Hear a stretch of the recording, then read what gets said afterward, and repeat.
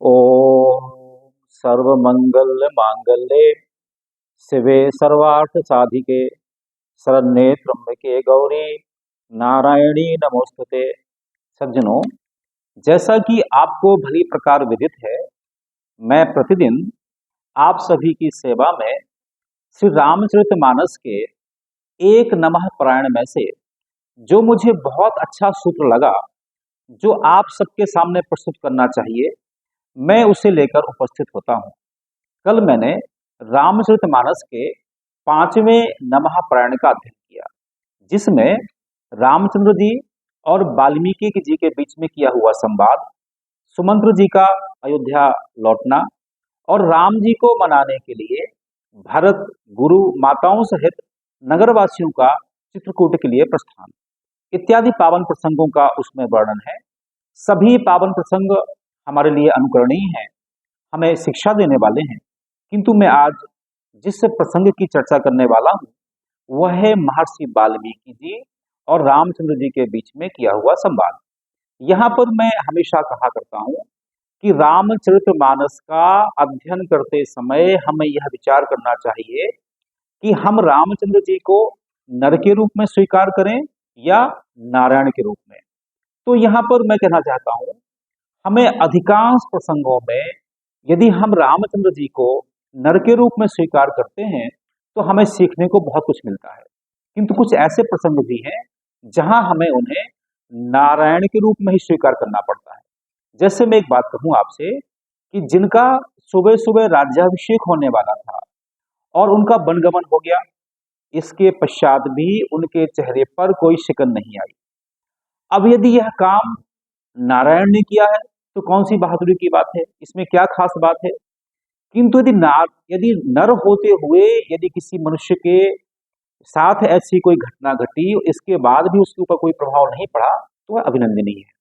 किंतु मैं आज जिस प्रसंग को लेकर आप सबके सामने चर्चा करने वाला हूं, वह प्रसंग में हमें रामचंद्र जी को ब्रह्म मानना पड़ेगा। क्योंकि शुरुआत में जो प्रस्तावना है रामचरितमानस की, उसमें कहा गया है, बरनहु रघुवर विशद जस श्रुति सिद्धांत निचोड़। माने श्रुति के सिद्धांतों को बताने के लिए ही रामचंद्र जी के जो उनका जीवन चरित्र है, उनका इसमें वर्णन किया गया है। श्रुति कहती है, ईश्वर सर्वभूतानाम हृदय से अर्जुन तिष्ठति। जो परमात्मा है वह सभी प्राणियों के हृदयों में विराजमान है, वह जड़ चेतन में विराजमान है। इसी बात को समझाने के लिए रामचरितमानस के माध्यम से जो महर्षि वाल्मीकि जी और रामचंद्र जी के बीच में किया हुआ संवाद है, वह अनुकरणीय है। यहाँ पर इस संवाद के बीच में आप देखेंगे कि मैंने कुछ ही चौपाइयों को उठाया हुआ है।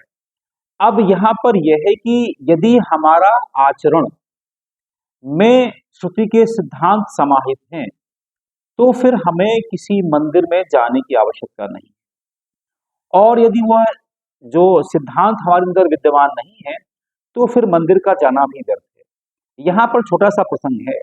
महर्षि वाल्मीकि जी से रामचंद्र जी कहते हैं कि जो हमारा यहाँ हम लोग वन में आए हुए हैं, तो किस स्थान पे हमें निवास करना चाहिए।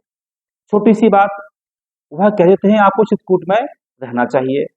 लेकिन इतना कहने के बीच में जो बहुत सारा प्रसंग है, वह हम सबके जीवन को प्रकाशित करने वाला है। जैसे एक चौपाई आती है, सुनहु राम अब कहूं निकेता, जहां बसहु सिय लखन समेता। महर्षि वाल्मीकि जी कहते हैं कि मैं आपको आपका निवास बताना चाहता हूं, जहां पर आप लखन और सीता के सहित निवास करेंगे। और सबसे अंत में कहते हैं वो, चित्रकूट गिर करहु निवासु, जहां तुम्हार भांति सब सुपासु। माने आप चित्रकूट में निवास करिए। तो इतनी बात कहने के बीच में उन्होंने बहुत कुछ कहा है। वही आज का जो प्रसंग है वो ये है। वह कहते हैं, जिनके श्रवण समुद्र समाना, कथा तुम्हारी सुभग सरिनाना। यहाँ तुम्हारी शब्द माने राम जी के लिए कहा गया है, और राम जी माने नर नहीं, नारायण। जिनके श्रवण समुद्र समाना, जिनके जो कान है वो समुद्र के समान है, और जो आपकी कथा रूपी सरिताएं बह बह करके कानों में आती हैं, उन्हें तृप्ति नहीं होती है, तो ऐसे व्यक्ति के हृदय में आप निवास करते हैं। अभिप्राय यह हुआ कि जिस मनुष्य के जीवन में केवल और केवल परमात्मा का चिंतन है, वहां पर भगवान का निवास होता है, वहां भगवान रहते हैं। आगे चौपाई में है, तुम ही निवेदित भोजन करही प्रभु प्रसाद पट भूषण धरे। ऐसे लोग जो भगवान को पहले समर्पित करने के बाद खुद भोजन ग्रहण करते हैं, उनके आभूषण हो या वस्त्र हो, पहले भगवान को समर्पित करते हैं, फिर खुद खुद पहनते हैं। इसका मतलब क्या हुआ? श्रुति कहती है, ओम ईशावास इदम सर्वम यत किंचित जगत्याम जगत तेन तत्तेन भुंजीता माँ गृधा का सदनम। संसार में जो कुछ भी हमें दिखाई दे रहा है वह परमात्मा का है, इसीलिए हम उसका त्यागपूर्वक उपयोग करना चाहिए। जब हम अन्न को प्रसाद के रूप में ग्रहण करेंगे तो हम अन्न की बर्बादी नहीं करेंगे। जब हम अपने आभूषण या वस्त्र को भगवान को समर्पित करके पहनेंगे तो हम उसकी फिजूल खर्ची नहीं करेंगे। तो ये भाव ये है कि जो भी संपदा संसार में हमारे पास है वो हम सबके लिए है, केवल एक के लिए नहीं है। अगला कहते हैं, जिनके कपट दंभ नहीं माया तिनके हृदय बसहु रघुराया। ऐसे लोग जिनके अंदर कोई छल कपट नहीं है, जिनके अंदर कोई अभिमान नहीं है और वो मायावी नहीं है, माने जैसे है वैसे ही है, उनका रूप दोहरा नहीं है। जो लोग कहते कुछ हैं, करते कुछ हैं, दिखते कुछ हैं, होते कुछ हैं, तो जो जैसे हैं वैसे ही जो दिखते हैं, तिनके हृदय बसहु रघुराया। ऐसे लोग जो छल द्वेष दंभ से दूर हैं, जो पाखंड से दूर हैं, जो माया से दूर हैं, भगवान ऐसे लोगों के हृदय में निवास करते हैं। अगला है, तुम ही छाड़ गति दूसर नाही राम बसहु तिनके मन माही। माने वो कहते हैं, तुम ही छाड़ गति दूसर नाही। जो व्यक्ति दिन रात परमात्मा का चिंतन करता है, राम बसहु तिनके मन माही, परमात्मा उनके मन में रहते हैं। इसका एक श्रुति है जो गीता कहती है, अनन्या चिंतन्तो मां वे जना परुपास्ते तेषाम नित्याभियुक्ता नाम योग क्षेमम वहाम्यहम्। माने जो मनुष्य केवल और केवल परमात्मा का चिंतन करता है, परमात्मा उसकी चिंता करते हैं, उसका योग क्षेम को वहन करते हैं। मतलब क्या हुआ? हमें सारे दिन रात भगवान की माला लिए नहीं घूमना है, बल्कि हम जहां भी हैं, जैसे भी हैं, यदि हम प्रतिपल परमात्मा की प्रेजेंस की अनुभूति करते हैं, तो हमारे आचरण से कोई भी ऐसा कार्य नहीं हो सकता है जो निंदनीय हो।